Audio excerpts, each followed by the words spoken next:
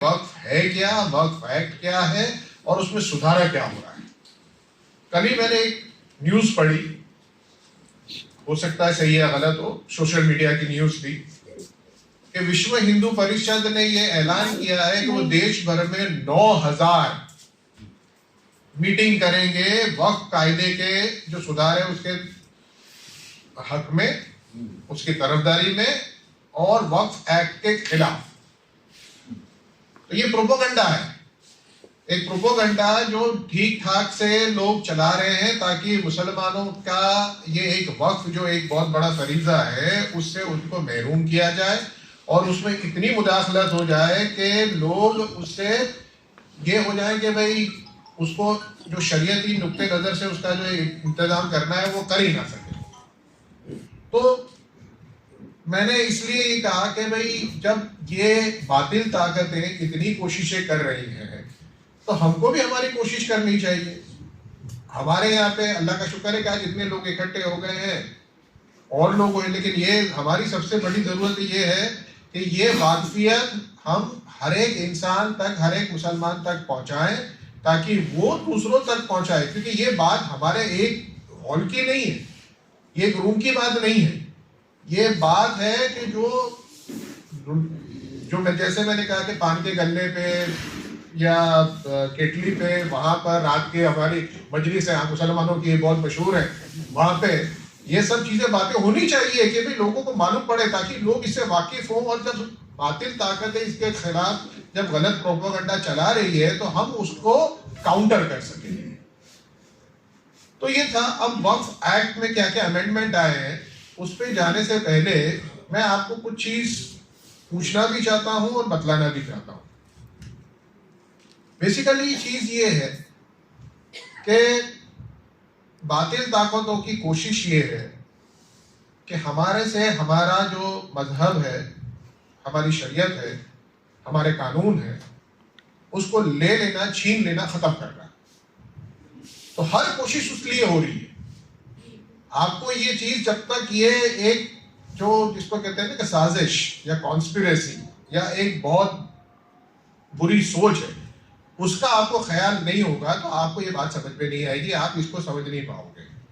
आपको उस चीज से सोचना है। एक वक्त का मसला नहीं है कि जो हमसे छीना जा रहा है या हमसे छीनने की कोशिश है। आज यूनिफॉर्म सिविल कोड की बात हो रही है, गुजरात के अंदर भी हो रही है, उत्तराखंड में तो बिल आ चुका है, गुजरात के अंदर हमने यहाँ से कितने लोगों ने उसके लिए बेदारी दिखाई, कितने लोगों ने ये जानकारी हासिल करने की कोशिश की कि uniform civil code Gujarat government ने ऐलान करा है कि हम गुजरात में लाएंगे, तो उसके लिए क्या कोशिश हो रही है और हमने उसको रोकने के लिए और उसके सामने कुछ हमारी दिफा करने की हमने क्या कोशिश की? कोई नहीं की। तो जिस तरह से यूनिफॉर्म सिविल कोड लाके हमको शरीयत से महरूम करने की कोशिश है, उसी तरह से वक्फ जो एक शरीयत का एक बहुत अहम जुज़ है, एक हिस्सा है, उसको खत्म करने की कोशिश है ताकि मुसलमान ना अपने शरीयत के हिसाब से, अपने दीन के हिसाब से वक्फ करें, ना वक्फ की मिल्कतों का उसके हिसाब से इंतजाम करें और ना ही उन मिल्कतों का उस तरह से तहफ़्फ़ुज़ हो सके। इस चीज से महरूम करने की कोशिश है जिसकी वजह से ये बिल लाया गया है। इससे पहले बीजेपी के एक प्राइवेट एमपी ने यह बिल लाया था राज्यसभा में, जो बिल राज्यसभा में रहा, अब गवर्नमेंट ये बिल लेकर आई है। एक प्रोपेगेंडा के तौर पे ये चीज चल रही है और इसको चलने के लिए हम यूपीए गवर्नमेंट का शुक्रिया भी अदा कर सकते हैं और यूपीए गवर्नमेंट को ये भी कह सकते हैं कि आपकी वजह से ये हो रहा है। ज्यादा से ज्यादा जो अमेंडमेंट जो आए हैं, ये जो लाने की कोशिश है, जो प्रोपेगेंडा है, वो वक्त के अंदर वो चीजें 1954 के एक्ट से मौजूद थी। हमारे यहाँ पे गुजरात के कुछ हिस्सों में वक्फ एक्ट 1954 से एप्लीकेबल नहीं था।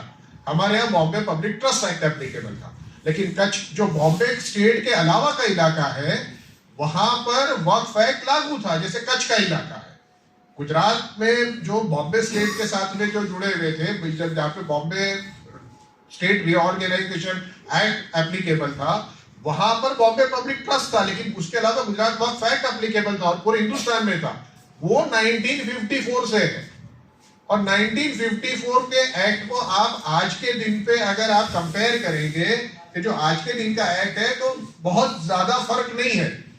बहुत चीजें वही के वही हैं कि जो 1954 के एक्ट में थी। वक्फ बाय यूजर में एक बहुत बड़ा एतराज है कि वक्फ बाय यूजर आ जाता है, और उससे क्या एतराज है कि मुसलमान लोग दबाण कर लेते हैं और दबाण के बाद में कहते हैं कि भाई ये वक्फ बाय यूजर है इसलिए ये प्रॉपर्टी वक्फ है, ये कहा जा रहा है। अब वक्फ बाय यूजर जो सबसे पहले लाया गया वो 1954 में लाया गया। क्यों लाया गया? क्योंकि बहुत सी वक्फ प्रॉपर्टी के कागजात मौजूद नहीं है कि भाई ये किसने वक्फ किया, कब किया, कैसे किया, ये कागजात मौजूद नहीं है। लेकिन वो प्रॉपर्टीज वक्फ के तौर पे उसका इस्तेमाल हो रहा है। मिसाल के तौर पे कब्रिस्तान की जगह है, आज हमारे पास वो कब्रिस्तान की जगह किसने वक्फ करी थी, कैसे करी थी, कब करी थी, क्यों करी थी, इसके कागजात मौजूद नहीं है। लेकिन 100 साल से वो जगह कब्रिस्तान के तौर पे इस्तेमाल हो रही है, तो वक्फ बाय यूजर हो जाता है। वो गुजरात हाईकोर्ट का जजमेंट है, दूसरी हाईकोर्ट के भी जजमेंट है। गुजरात हाईकोर्ट में जस्टिस अहमद अली का 1977 का जजमेंट है, लैंडमार्क जजमेंट है कब्रिस्तान के ऊपर, कि जो जमीन कब्रिस्तान के तौर पे इस्तेमाल हो रही है, जहाँ लोग दफन हो रहे हैं, तो उसके लिए फिर वक्फ किया किसने, कब, कैसे, क्यों, वो जानने की जरूरत नहीं है, ये वक्फ हो जाएगा, वक्फ बाय यूजर। तो ये चीज 1954 से है। लेकिन ये लोग क्या कहते हैं कि मुसलमान लोग दबाड़ करते हैं, कोई जमीन पे कब्जा कर लेते हैं, हाथ डाल देते हैं और उसके बाद में उस जमीन को हथिया देते हैं। तो अगर ये चीज का मुसलमानों ने 1954 से आज 2024 में 70 इयर्स के अंदर मिसयूज नहीं किया, तो ये अभी का मिसयूज हुआ। लेकिन एक प्रोपोगंडा चलाया जा रहा है, और ये प्रोपोगंडा जैसे मैंने कहा ना कि आप उसके लिए कांग्रेस को शुक्रिया, यूपीए गवर्नमेंट को शुक्रिया भी कह सकते हैं, और यूपी गवर्नमेंट को हम ये भी कह सकते हैं इनकी वजह से प्रॉब्लम हुआ। अब हुआ ये कि 1954 से एक्ट तो लागू था, 1995 में जो एक्ट आया वो एक्ट आया जो पूरे हिंदुस्तान पे ऑलमोस्ट लागू हुआ, और गुजरात के अंदर भी बॉम्बे पब्लिक ट्रस्ट एक्ट खत्म होने के साथ वक्फ एक्ट लागू हो गया। अब उस एक्ट के अंदर 2013 के अंदर यूपीए गवर्नमेंट ने बहुत सारे अमेंडमेंट किए, सुधारे किए। जो सुधारे उस वक्त पे चूंकि यूपीए गवर्नमेंट मेजॉरिटी थी, उन्होंने पास करा दिए, और वो 2013 में पास हुए, 2014 में उनकी सरकार गिर गई। अब वो सुधारों के भी खिलाफ थे बीजेपी वाले, और उनको यही लग रहा था कि मुसलमानों का तुष्टीकरण, अपीसमेंट पॉलिसी जो कहते हैं, तुष्टीकरण के लिए मुसलमानों को खुश करने के लिए अमेंडमेंट करे गए। तो तब से उन्होंने, जब से ये अमेंडमेंट लाए जा रहे थे, तब से उन्होंने उसके खिलाफ प्रोपोगंडा शुरू किया, एक मुहिम शुरू करी, और लोगों के दिलो दिमाग में जहर भर दिया कि भाई ये अमेंडमेंट इतने खिलाफ में है, इतने सही, इतने गलत है, ये अमेंडमेंट की वजह से ये चीजें गलत हो रही है। वो 2013 से बाद में जब सरकार गिरी 14 में और बीजेपी की सरकार आ गई, तो इनके पास सारी मशीनें आ गई। हम जानते हैं कि कैसी सरकार आई थी, बता दी कि वक्फ एक्ट कितना गलत है और उसमें क्या क्या चीजें गलत है। अब जो 2-3 चीजें मोटी मोटी गलत है, मैं सेक्शन वाइज नहीं जाना चाहता, 2-3 चीजें जो मोटी मोटी इन्होंने कही और जो लोगों के जहन में बैठ गई है बात, उसको हमको लोगों के जहनों से साफ करना है। गैरों से तो साफ करना ही करना है, मुसलमानों से साफ करना है। जैसे हमारे यहाँ लोगों ने कहा कि वक्फ एक्ट के ये अमेंडमेंट सुधारेंगे, मुसलमान लोग हैं जो हिमायत कर रहे हैं, उसकी तरफदारी कर रहे हैं। वो क्यों कर रहे हैं? या तो पॉलिटिकल रीजन के लिए, या उनको अकल नहीं है, या उनको समझ में नहीं आ रहा है कि ये क्या चीज चेंज हो रही है। तो वो चीजें हैं, तो हमको उनके से साफ करना है, और हमारे साथ जो गैरों के से ताल्लुक आते हैं, गैर मुस्लिमों से, उनके साथ भी बातचीत करके उनको तक ये बात पहुंचा के उनको भी एहसास दिलाना है कि भाई ऐसी कोई गलत चीज है ही नहीं, और आप इसको इस खिलाफ क्यों एक चीज मुहिम लेके खड़े हो। अब एक चीज जैसे मैंने वक्फ बाय यूजर का कहा, वक्फ बाय यूजर की जरूरत ये है कि भाई जिन वक्फ का कागजात नहीं है लेकिन वक्फ के इस्तेमाल होते हैं, उनको वक्फ तरीके रिकग्नाइज करना या उनको वक्त मानना जरूरी है, और एक बार वो सर्वे करना जरूरी है, जो 1954 का एक्ट कह रहा है। 1954 का एक्ट कहता है कि 1 साल में सर्वे हो जाना चाहिए, लेकिन ना 70 साल में सर्वे नहीं हो रहा है। और अब ये लोग ने सर्वे ही निकाल दिया। इन्होंने ये कहा कि नहीं, सर्वे कमिश्नर नहीं होगा, कलेक्टर करेगा सर्वे। अब कलेक्टर करेगा, कलेक्टर ऐसे ही बेचारा ओवर बर्डन है, इतनी सारे उसके काम है, सर्वे का काम कहां से करेगा। सर्वे की लिमिट 1 साल की थी कि 1 साल में वक्फ एक्ट आने के बाद हो जाना चाहिए, इन्होंने 1 साल की लिमिट भी हटा दी। तो सर्वे कब होगा? जो चीज 1 साल की लिमिट होने के बाद भी 70 साल में नहीं हो सकी, वो लिमिट के बगैर तो कब होगी? अल्लाह, आप सब अंदाजा लगा सकते हैं। तो ये चाहते नहीं है कि ये सर्वे हो, क्योंकि सर्वे हो, एक बार सर्वे हो गया और ये मिसाल के तौर ये मिल्कत है जो वक्फ है वो आइडेंटिफाई हो गई, हमने उसको आइडेंटिफाई कर लिया, वो दर्ज हो गई वक्फ के तौर पर, यूजर के तौर पर, वक्फ औलाद के तौर पर या वक्फ के तौर पर, जो कागजात वाली जो कागजात के बगैर की है, तो फिर उसके बाद में वक्फ यूजर की कोई जरूरत ही नहीं रहती। सर्वे हो गया, सर्वे के बाद दर्ज हो गई प्रॉपर्टी कि ये वक्फ प्रॉपर्टी, उसके बाद में कहा, उसके बाद में उसको कहाँ सर्वे करने की जरूरत है, कहा उसको ये वक्फ यूजर, लेकिन ये सर्वे नहीं करना चाहते। और ये नया अमेंडमेंट ऐसा लाया कि जो सर्वे करने की कोई जरूरत ही ना रहे, और सर्वे अगर होता है तो भी उसको भी रोक दिया जाए। तो ये दोनों चीजें मिली जुली है, वक्फ बाय यूजर और सर्वे। सर्वे क्यों नहीं हो रहा? सर्वे के लिए सुप्रीम कोर्ट में एक PIL फाइल हिंदुस्तान भर के अंदर सर्वे होना चाहिए, नहीं हो रहा है। 2019 में करी है, एडवोकेट रऊफ रहीम साहब ने फाइल करी है, जो अभी डेजिग्नेटेड सीनियर एडवोकेट हो गए हैं, लेकिन उसके बावजूद सरकार सर्वे नहीं कर रही है। और सरकार है, देखिए कायदा बन जाए, लेकिन कायदे का पालन ही अगर नहीं हो या नहीं करने की मंशा हो तो कायदा कायदे की किताब में रहेगा, उसका कोई अमल नहीं रहेगा। इसी तरह से वक्फ एक्ट है, वक्फ कहता है कि सर्वे होना चाहिए, वक्फ कहता है कि वक्फ बाय यूजर दर्ज होने चाहिए, लेकिन अगर सरकार उसको इंप्लीमेंट नहीं करती, उसकी अमलवारी नहीं करती और उसको रिकॉर्ड में नहीं लाती, तो ये कोई बेमकसद का हो गया। लेकिन इन्होंने सोचा कि ये ऐसा कायदा भी रहा और कोई सरकार आगे उसको इंप्लीमेंट कर दे तो हमको नुकसान होगा, इसलिए ये तो उस वजह से इसको भी खारिज करो, इसको भी निकालो कि वक्फ बाय यूजर ही चला जाए, सर्वे ही चला जाए, तो ये सब चीजें करने की जरूरत ही ना है। तो एक ये चीज थी। अब इसमें एक जो मजहबी, जो मैं जो कह रहा हूं ना कि जो पोलराइजेशन वाली पॉलिटिक्स है, उसका जो मुद्दा है वो ये है, वो ये कहते हैं कि मुसलमान वक्फ की प्रॉपर्टी का सर्वे सरकार अपने खर्चे से कर रही है, तो सरकार मुसलमान की प्रॉपर्टी का सर्वे करने के लिए खर्च क्यों करे? क्या सरकार हिंदू प्रॉपर्टी सर्वे करने का खर्च करती है? ये इनकी एक बहुत बड़ी लोगों के अंदर जहन में डाल दिया कि मुसलमानों के लिए तुष्टिकरण है, मुसलमानों के लिए ये अपीजमेंट है कि उनके लिए तो सरकार पैसा खर्च रही है, उनकी प्रॉपर्टी के लिए हिंदुओं के लिए खर्च रही है। अब हिंदुओं के लिए भी सरकार, आप जानते हो कि यात्रा धाम कितने चल रहे हैं, कितने मंदिरों का रिनोवेशन सरकार करा रही है, वो सब किसके पैसे से? टैक्स पेयर के पैसे से। तो जब उनके लिए पैसा खर्च कर दिया जा सकता है तो मुसलमान के लिए क्यों नहीं? और वो भी इसीलिए कि एक जो चीज लड़ाई का घर है कि कौन सी वक्फ प्रॉपर्टी है या नहीं है, उसका एक बार सर्वे हो जाए, रिकॉर्ड में दर्ज हो जाए, फाइनलाइज हो जाए, खत्म हो जाए, वो झगड़ा हमेशा के लिए खत्म हो जाए। आज बहुत सी वक्फ प्रॉपर्टी का झगड़ा है कि ये वक्फ प्रॉपर्टी है कि नहीं। एक बहुत बड़ी मिसाल है पिराना की दरगाह। पिराना की जो दरगाह है वो ट्रस्ट के अंदर रजिस्टर्ड है, मुसलमान कहते हैं कि ये वक्फ है, इमाम शाह बाबा का ये रोजा है, और वो झगड़ा चल रहा है। अब वो झगड़ा एक बार हमेशा के लिए, या तो चलो कहता हूं मैं, अगर वो कहते हैं कि भाई ये दरगाह नहीं है, ये ट्रस्ट है, ये भी फैसला अगर हो जाता है तो ये झगड़ा खत्म होता है। तो ऐसे दूसरे जो बहुत सारी मिल्कतों के झगड़े हैं, वो झगड़े सब खत्म हो जाएंगे, लेकिन वो झगड़े खत्म नहीं करने, उनको जलते रहने देना चाहिए। Let the pot keep on boiling, so that आप पोलराइजेशन के और लोगों के दिलो दिमाग में जो जहर करना है, उसके जो फायदे जो आपको हासिल करने हैं वो आप हासिल कर सको। हम जानते हैं हज का सब्सिडी भी इसीलिए खत्म करी कि टैक्स पेयर का पैसा मुसलमानों को हज पढ़ने जाने के लिए दिया जा रहा है, फिर वो आगे नहीं वो पैसा मुसलमानों के एजुकेशन के लिए इस्तेमाल करेंगे। इन सम एंड सब्सटेंस जो सबका निचोड़ है वो ये है कि ये चाहते हैं कि मुसलमान को किसी भी तरह की कोई भी मदद ना पहुंचे, उसकी कोई भी चीज की उसको कोई तक उस तक कोई अच्छी चीज नहीं पहुंचे, और उससे हर चीज वो जो अच्छी लगे या बेहतर हो उसके लिए उसको छीन लिया जाए।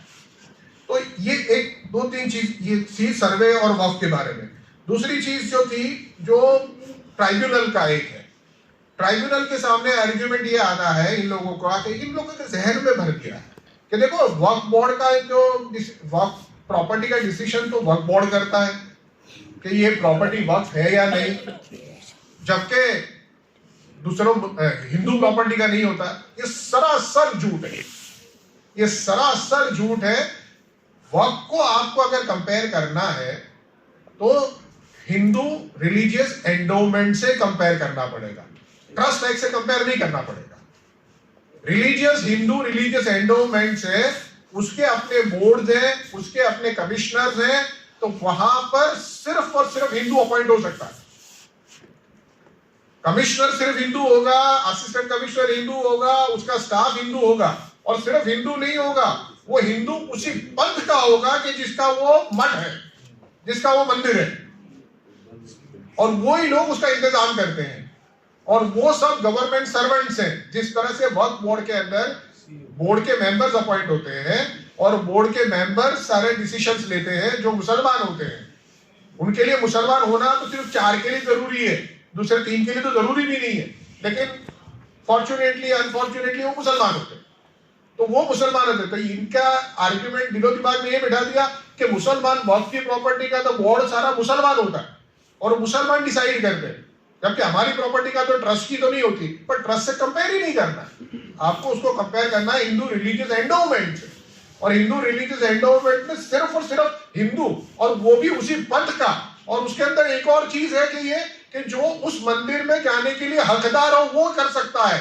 आप जानते हैं कि मंदिर में जाने के लिए हकदार कौन नहीं, तो वो उसके इंतजाम में भी नहीं आ सकते।